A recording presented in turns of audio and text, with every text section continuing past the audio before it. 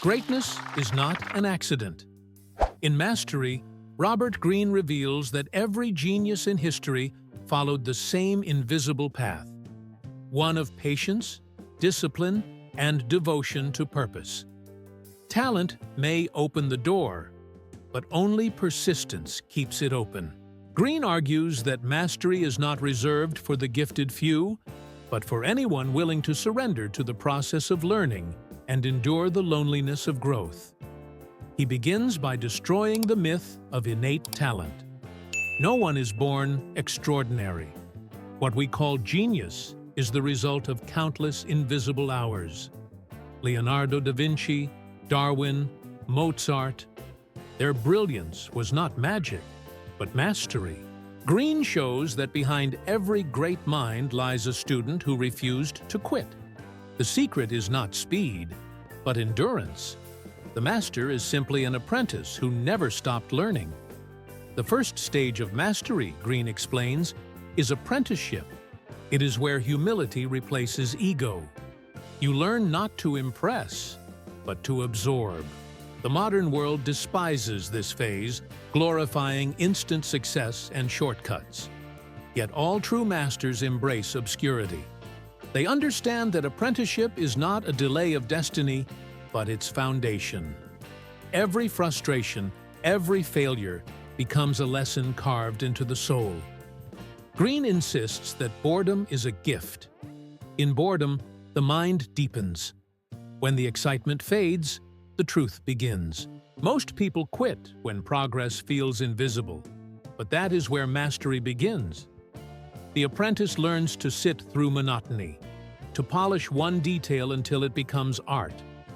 Discipline, not passion, separates the dreamer from the master. In the digital age, distractions masquerade as progress. Greene warns that information without focus leads to confusion, not wisdom. The master's power lies in attention, the ability to stay with one idea long enough to understand it fully.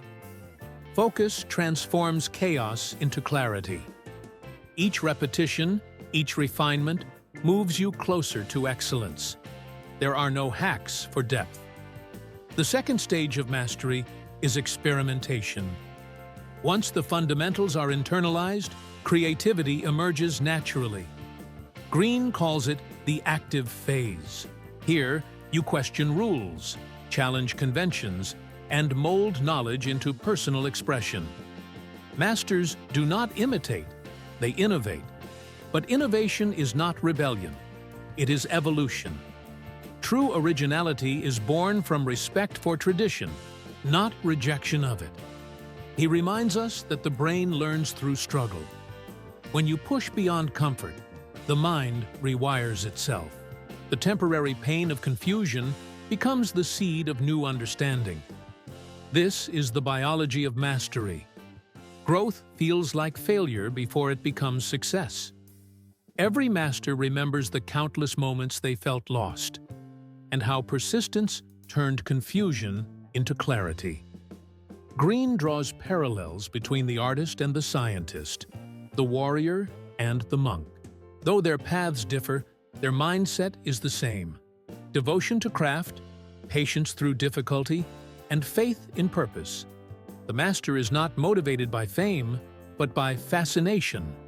They find meaning in repetition, beauty in struggle, and identity in effort. Work becomes meditation.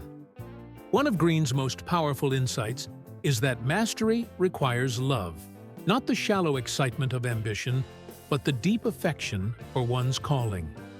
Without love, discipline decays into duty. Love gives endurance its soul. Every master, from Da Vinci to Einstein, felt devotion to their craft so profound that time itself disappeared in their work. Love turns effort into art. Greene warns that ego is mastery's enemy. When you believe you have arrived, learning ends. The master remains a perpetual student, humble before the infinite. Pride blinds, curiosity opens. Each success should make you more grateful, not more arrogant. Those who worship their achievements decay from within. The path of mastery has no finish line. He explores the relationship between mentor and apprentice. Greatness often begins in the presence of another's wisdom. The mentor is not a rescuer, but a mirror, reflecting your potential back to you. Greene urges humility in this relationship. Absorb everything, imitate freely, and only later, innovate boldly. True independence is earned through submission to learning. The master also learns from failure. Greene insists that mistakes are not setbacks, but feedback. Every failure hides data about what must be refined. The ordinary person avoids error to protect the ego. The master seeks it to improve performance. The willingness to be wrong accelerates growth. Failure humbles the mind, but strengthens the spirit. He describes mastery as a dialogue between intuition and reason. Logic builds the structure. Intuition fills it with life. The more you understand your craft, the more instinct guides you. What once took conscious effort becomes automatic grace. This is the moment when knowledge becomes embodiment. The mind and body merge into flow, the sacred state of effortless excellence. Greene calls this the master's paradox. After years of deliberate effort, mastery feels natural.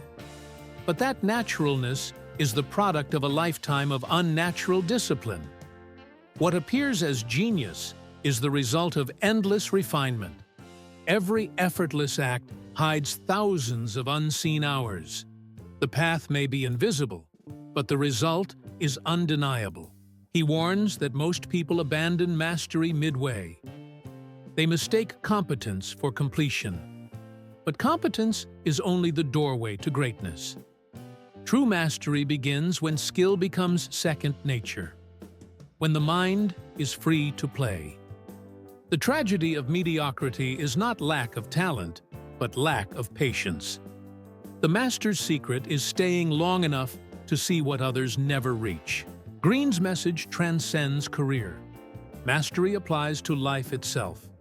Every relationship, habit, or challenge demands the same process: observation, discipline, refinement. The person who learns to master one craft can master anything. Mastery is not about control over the world, but harmony with it. To master your craft is to master yourself. He draws inspiration from nature: slow, patient, unstoppable. Rivers carve canyons, not by force, but persistence. Trees grow tall by surrendering to time. Greene reminds us that progress measured in decades outlasts all that is measured in days. The master's pace is unhurried because it's eternal. Impatience belongs to those who chase recognition, not transformation. Another law of mastery is solitude. In silence, the mind deepens. Solitude is not loneliness. It is concentration without noise. The master's best ideas emerge when the world is quiet. Greene argues that constant exposure to others' opinions dilutes originality. To think independently, one must step away from the crowd. Solitude is the forge of individuality. He also highlights the role of adversity. Struggle sharpens skill and exposes weakness. The greatest masters were not protected from hardship. They were shaped by it. Resistance creates strength. Those who avoid difficulty remain ordinary. Those who embrace it evolve. Pain is not the enemy. Stagnation is. Growth demands discomfort. Greene explores intuition as the master's final reward. After years of study, the master no longer thinks. They simply know. Intuition is knowledge condensed into instinct. It feels mystical, but it's the fruit of logic practiced endlessly. Intuition is not guessing. It's recognition at the speed of thought. The master trusts it because they earned it. In his final chapters, Greene speaks of legacy.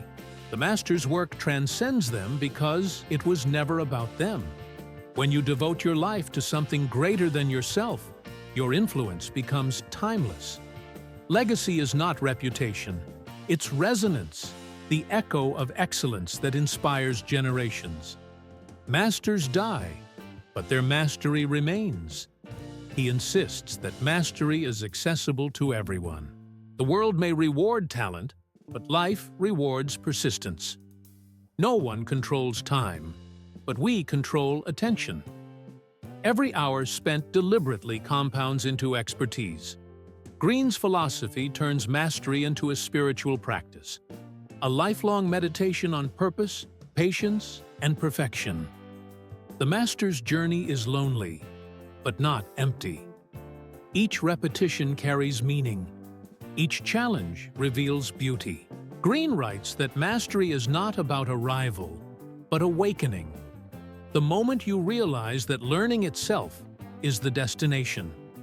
The more you know, the more you see how infinite the path truly is. In the end, mastery is a call to devotion. It asks you to replace distraction with direction, pride with patience, and ambition with awareness. The true master is not the one who knows the most, but the one who never stops becoming. To master your craft is to master the art of being fully alive. Greene concludes that mastery is freedom. When skill, purpose, and awareness unite, work becomes transcendence. The master no longer struggles against the world. They flow with it. Power fades, fame dies, but mastery endures. Because in the quiet pursuit of perfection, the human spirit becomes divine.